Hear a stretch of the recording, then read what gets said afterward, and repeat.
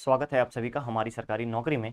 Guys, आज हम यहाँ पे आप सबके सामने वेरियस पोस्ट की एक रिक्रूटमेंट आई है एनआईटी दुर्गापुर के द्वारा। और इसमें बी बीटेक के साथ साथ डिप्लोमा वाले और जिसने भी 12th कर लिया है, ग्रेजुएशन है, अगर आपका सिंपल ग्रेजुएशन है तो भी आप इसके लिए अप्लीकेबल हो। लेकिन हम इसमें हर चीज़ों के बारे में जानेंगे उससे पहले आपको बताना चाहूंगा कि अगर आपने अभी तक चैनल को सब्सक्राइब नहीं किया है तो फटाफट चैनल को सब्सक्राइब कीजिए, वीडियो को लाइक और शेयर जरूर किया कीजिएगा। साथ ही साथ आप जेनिक लर्निंग ऐप डाउनलोड कर लीजिए, जिससे कि आपको डिफरेंट टाइप के कोर्सेज के बारे में इंफॉर्मेशन मिलता रहेगा। गाइस, आज के हम इस नोटिफिकेशन में हम वेरियस पोस्ट के इस रिक्रूटमेंट को जानेंगे और साथ ही साथ हम ये भी देखेंगे कि उसमें एज क्राइटेरिया क्या रखा गया है, उसकी एजुकेशनल क्वालिफिकेशन क्या है, साथ ही साथ क्या एग्जाम होंगे, एग्जाम अगर होंगे तो फॉर्म फिलअप करने का डेट क्या है, फॉर्म फिलअप करने के डेट के बाद हमारा फी कितना लगने वाला है, हम किस माध्यम से उस पर फॉर्म फिलअप करने के समय में पेमेंट कर सकते हैं। इन सारी चीज़ों के बारे में जानेंगे वन बाय वन। तो चलिए शुरू करते हैं आज के इस नोटिफिकेशन के बारे में, इस अपडेट के रिगार्डिंग बात करते हैं one by one.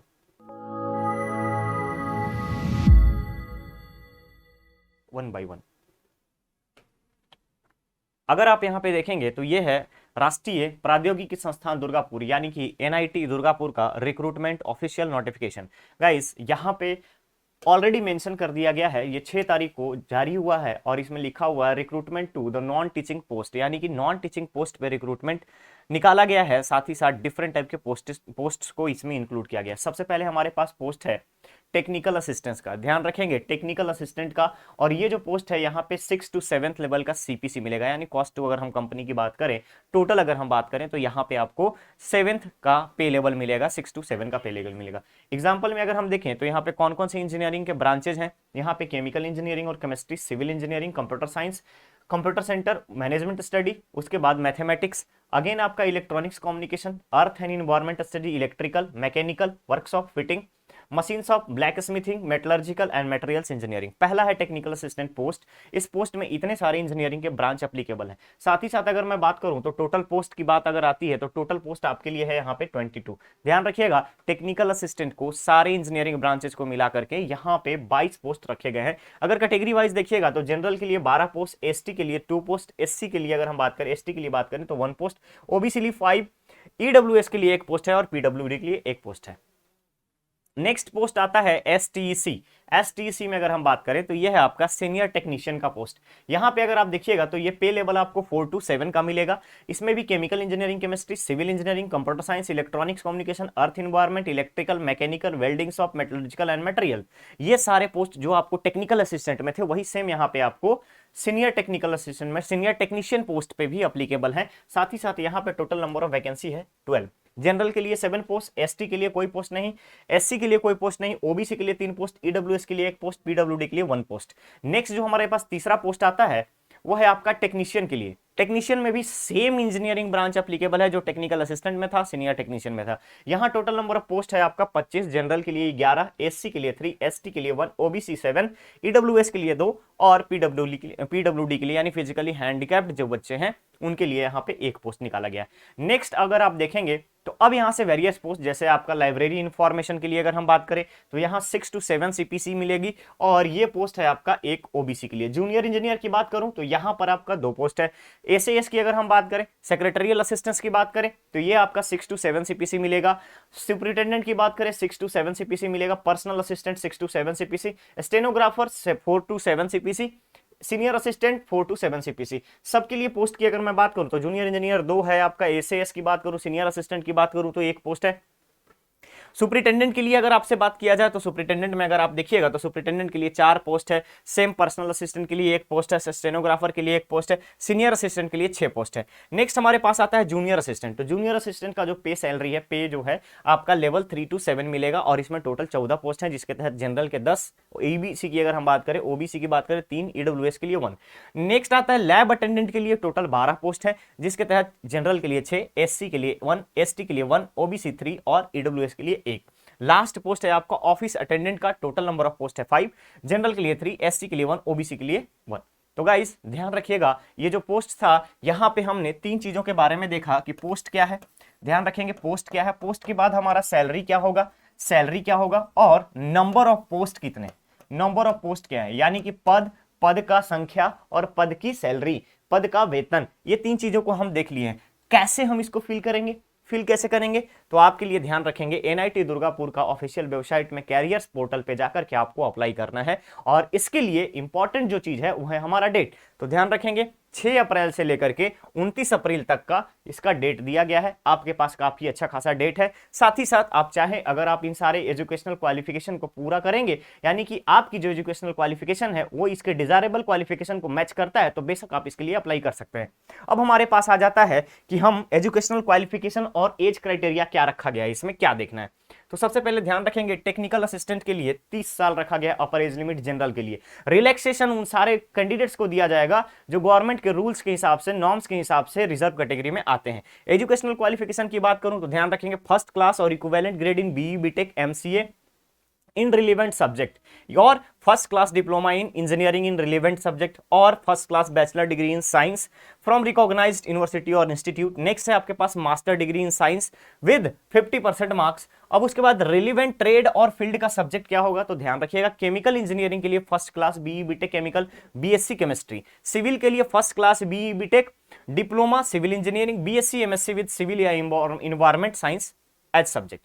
Computer science की बात करूं तो कंप्यूटर साइंस के लिए भी फर्स्ट क्लास बीई बीटेक, साथ ही साथ डिप्लोमा के बाद अगर आपने आईटी कर रखा है, एमसीए कर रखा है, बीएससी कर रखा है, मैथमेटिक्स है, इंफॉर्मेशन टेक्नोलॉजी है, कंप्यूटर एप्लीकेशन है, इंफॉर्मेशन साइंस है, तो भी आप अप्लीकेबल है। नेक्स्ट आता है इलेक्ट्रॉनिक्स कम्युनिकेशन के लिए, तो again BE BTech diploma BSc MSc with physics, applied physics, radio physics, instrumentation.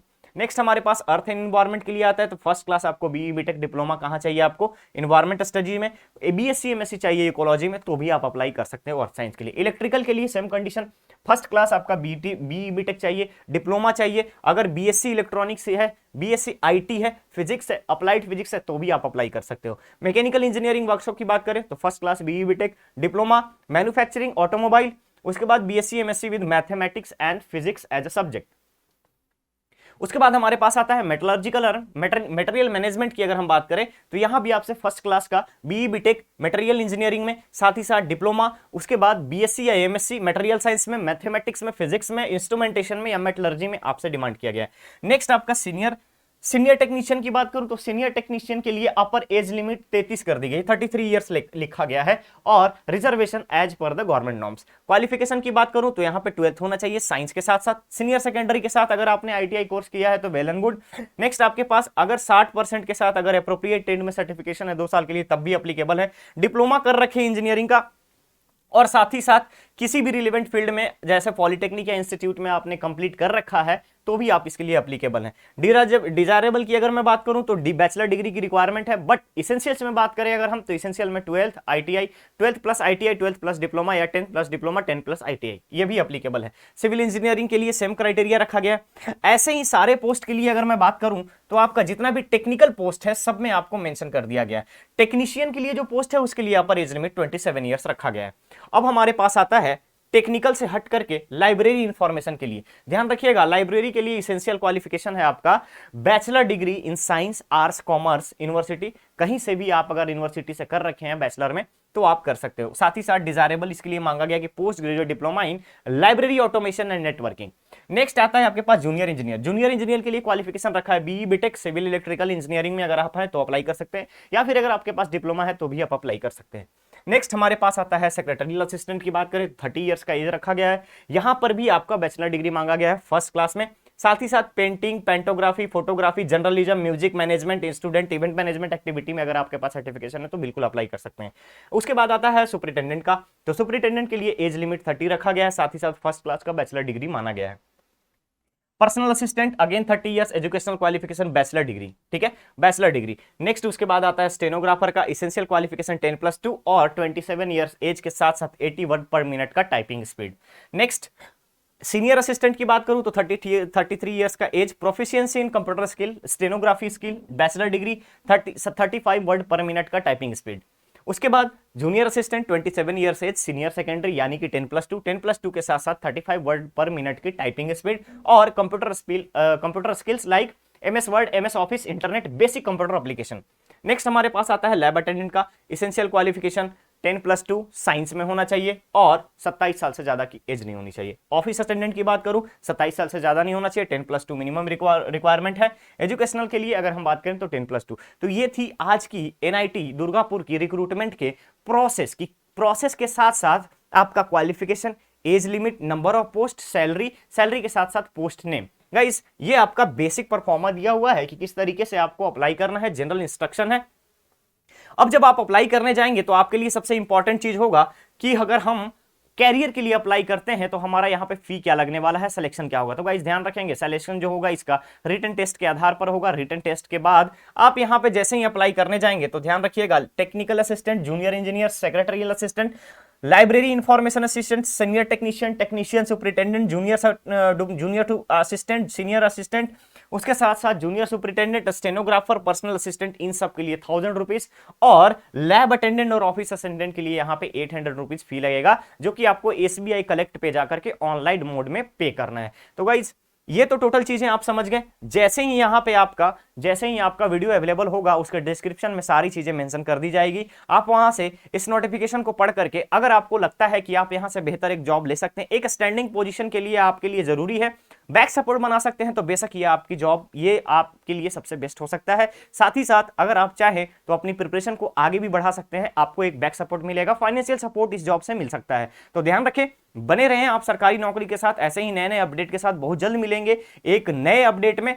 लेकिन जाने से पहले अगेन आपसे मैं बताना चाहूंगा कि गाइस आप लोग वीडियो को लाइक शेयर जरूर करें, साथ ही साथ चैनल को भी सब्सक्राइब करें और जेनिक लर्निंग ऐप डाउनलोड कर लीजिए, जिससे कि आपको वहां पे कोर्सेज के बारे में पता चले। ठीक है, तो चलिए ऐसे ही अपनी प्रिपरेशन करते रहिए अच्छे से। जेनिक के जितने भी हमारे पोर्टल्स हैं, जेनिक आपके लर्निंग ऐप के, उन सबको विजिट करते रहिए, देखते रहिए कौन सा कोर्स आपके लिए जरूरी है। फ्री के कोर्सेस भी वहां पे अवेलेबल है, फ्री के पीडीएफ भी अवेलेबल है वहां पे, जो सब्जेक्ट आपको रिक्वायरमेंट है आप वहां से देख सकते हैं। तो मिलते हैं हम लोग बहुत जल्द एक नए अपडेट के साथ। आप बने रहिए जेनिक के फैमिली के साथ। धन्यवाद।